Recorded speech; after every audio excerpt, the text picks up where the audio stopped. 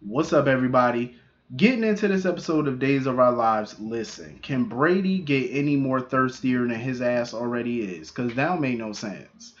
Like, now he wants Chloe to come with him to New York, sitting there talking about, oh, it's a business meeting out there. I need you to go with me. Plus, you get to see your family and stuff. He trying to butter her up. And I'm glad Chloe was seeing right through it. Like, she knew what it was. He wanted her to go on that trip just so they can be alone and he could try to keep putting the moves on her to get her to leave Philip. I'm like, Brady need to go sit down. I am so tired of his thirsty behavior and his antics. Like, she's committed to Philip. She wants to be with Philip. So leave it the hell alone. Go get you somebody else. The problem with Brady is he can't stand to be by himself. That's the problem with him. He does not like to be by himself at all. It's like Brady, once he's single, like if he breaks up with somebody or they break up with him, he tries to move on to the next. Like he just cannot be single for 5 seconds. And it's sad. It's like you have two children that you're raising, you have a business that you're running, that you're, helping to run. Don't you have enough on your plate right now? You really want to add a relationship to that as well? It's like he needs to go see a therapist or something about that because that's not good. Being all codependent and shit. It's like you can't be by yourself. Like, grow up. Um, and I'm glad, Nicole was letting him know. I mean, not Nicole, Chloe was letting him know that Philip ain't gonna like it. But my thing is though, on the one hand, we all know why Brady wants her to go. But she is an executive with the company. So business trips are bound to happen, which is true. Even if Brady does use it to his advantage, she's gonna have to go. Also because Nicole wants to sit here and wallow in self pity about the destruction of her marriage, so she can't even go to work. My thing is Nicole need to stop this shit and get back to work. You know what I'm saying? I understand going through a divorce is not easy and whatever, but you have a child that you're taking care of, a business that you're running. Get back to it. It's like life does not stop because you're going through a divorce. You know what I'm saying? Like now Brady and Chloe have to pick up the slack because now she's sitting here talking about taking the rest of the week off. I'm like, Nicole, get your ass back to work. get back. Get back. So that way Chloe ain't gotta go on this dreadful business meeting. Um, I can understand honestly. I know some people's like, well, Chloe should just quit Basic Black. But what is she gonna do at Titan though? Philip did make the offer for her to go over to Titan, but it's like, what is she gonna do there? At least at Basic Black, she's gonna be dealing with different types of fashion and all, just different stuff that's kind of more in her wheelhouse or whatever. Unless Brady creates something new there that she can do, or unless I mean, she could work on the Gabi Chic brand. You know what I'm saying? Like she could do that. They have Gabi Chic, so she can go work over there. Um, that way she doesn't have to be in Brady's orbit like that. You know what I mean? It's just a smarter thing to do because he's getting way too thirsty. So anyway, moving on from that, Philip is an airhead. Like Philip is just dumb.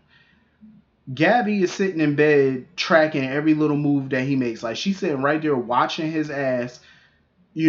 Whatever he's typing up on his computer, looking at his emails, just trying to find something to nail him to the wall. And I hate that Gabby's doing this, honestly, because I like the friendship between her and Philip. You know what I'm saying? Like Philip gave her a chance when nobody else was giving her a chance. Like he partnered up, he took her company under the Titan umbrella. You know what I'm saying? When nobody else was trying to. So I would think that she would try to give him some type of loyalty, but of course not.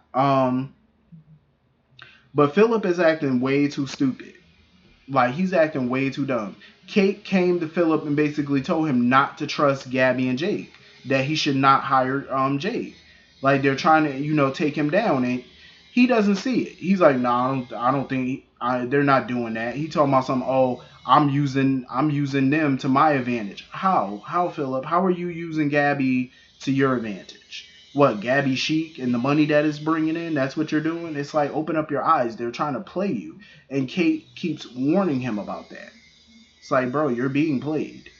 So Jake comes into Philip's office for his job interview, and Philip, dumbass, pretty much told him, well, my mother suggested that you and Gabi are trying to take me down. Is that true? Philip, you idiot. So what you expect him to do? Sit there and be honest with you and like, yeah, we're trying to take you down so Gabi or myself could become the new CEO. Like, you really expected them to? You expected Jake to admit to that? That was a stupid move on his part because now you alerted them that you know what they're trying to do, like, or that Kate warned you about something. You know what I'm saying? It's like, why would you tell them what you know or what you think or what Kate thinks? Why would you do that? You're tipping them off. You know what I'm saying? So now they're going to cover their tracks even better and you won't suspect the damn thing. I'm like, that's so dumb of Philip. I'm like, Philip, you got to be smarter than this. You are Victor's son. Be smarter. I wouldn't have said a damn word. You know what I'm saying? I wouldn't have told him what Kate said or what I think or what she thinks. You never let nobody know what's on your brain. You don't do that, especially somebody that you feel you can't really trust like that. And why would he think that he could trust them? You know what I mean? That's dumb. Like, Philip is an earhead. I'm sorry to say, he's just not that damn bright. It's like, bruh, get smarter. Like, he really does. So anyway, moving on from that, Roman was pissing me off with that whole conversation with Nicole. I'm not saying Nicole's not blameless in the destruction of her marriage to Eric because she is. You know, she slept with, Xander and she took accountability for that. But at the end of the day, what was pissing me off with Roman was he was treating her like gum underneath his shoe because, oh, you hurt my son and, he was in love with you. He cared about you. He didn't care enough to bring his ass home. Love is supposed to bring your ass home, not keep you away for months at a time. Nobody told him he had to go. He made the choice to leave his wife right after they got married. That was a choice Eric chose to make. And then he re-enlisted himself and upped his time there without even talking to his wife. But yet, of course, Roman's not going to blame his son, of course. He thinks his son is saint and he's holier than thou. And I'm just like, this is why Nicole wanted a divorce, like, once he came back and once the truth came out. Because she felt like he was always going to be looked at as the saint. And this is just proving her point. Roman treating her like that and talking about Eric like he's holier than thou is proving her point of why they should not be together. You know what I'm saying? Because it's like any little bad thing Nicole does is going to be scrutinized by not only him, but by his family. And Roman wasn't right for that because any real parent, if you're a real parent, you're not only going to hold another person accountable, you're going to hold your own child accountable too. Because Eric is not blameless in this. You know what I'm saying? His wife has been begging him to come home. She didn't even know that he was leaving until after their wedding. You know what I'm saying? He just sprung it on her. Oh, I'm going to be out of town. He was going damn near a year. They ain't talking about going back for another 3 weeks. Like, come on, bro. Like, you got to hold your son accountable. That was pissing me off. You know what I'm saying? I'm like, Roman, do better. As a parent, it's like, do better. Your son wasn't shit either. He, made his fair share of mistakes, so Roman should have just held both of them accountable. You know what I'm saying? You didn't need to treat Nicole like she was dirt underneath your shoe. Like, that wasn't right to me. So anyway, Ava finally lashed out at Rafe because Rafe is in such denial about his feelings for Nicole. Like, he really is. Um, Ava really wanted to make this relationship work with him, but it's obvious that Rafe has feelings for Nicole. Anybody can see that by the way he looks at her and how attentive he is towards her. He got feelings for her. It's obvious. And, Gabi, of course, is continuing to poke the bear and taunt Ava and stuff.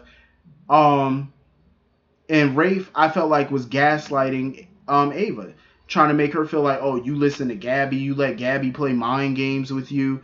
It ain't a mind game, and he know that shit ain't no mind game. He's the one playing the mind game because you want Nicole, but you're sitting here lying to Ava's face about it. It's obvious as day what he want. You know what I mean? Like, why are you still sitting here lying like it ain't true? And I'm glad, Ava just stormed out and left. And of course, Gabi continues to poke the bear. Like, she found Ava in the Horton Town Square. She continues to provoke this girl. I'm like, Gabi, you don't understand. You see, Gabi thinks that she's crazy. And she is to an extent. But Ava's a different level of crazy. Like, Ava can be wicked. And that's the one thing you don't want to keep doing is poking that bear, because at some point the bear is going to come back and bite you in the ass. So you might want to calm down with all that taunting. It's not a smart thing to do. So she ended up bumping into Nicole, and she basically told Nicole, oh, because Nicole feel like, everybody in town thinks she's a monster. And here go Gabi. No, not everyone. Rafe doesn't think that, and I think you should go over there now and lean on him and stuff. I'm like, Gabi, you are playing a dangerous game. Because if you think Ava's not taking mental notes of every little dumb thing you say to her, every taunt, everything, oh, she's taking notes, and she's trying her hardest. I feel to suppress her urges to go bad again. I think that's exactly what she's doing. But at some point, she's not gonna be able to contain that anger, and she's gonna lash out. And Gabi better duck when she do, because Ava gonna come for that ass. I'm telling you, she keep on, keep it up, keep it up. So anyway, that was pretty much the whole episode. Hit the comment section, let me know what y'all thought about it. I will see you all later. Peace.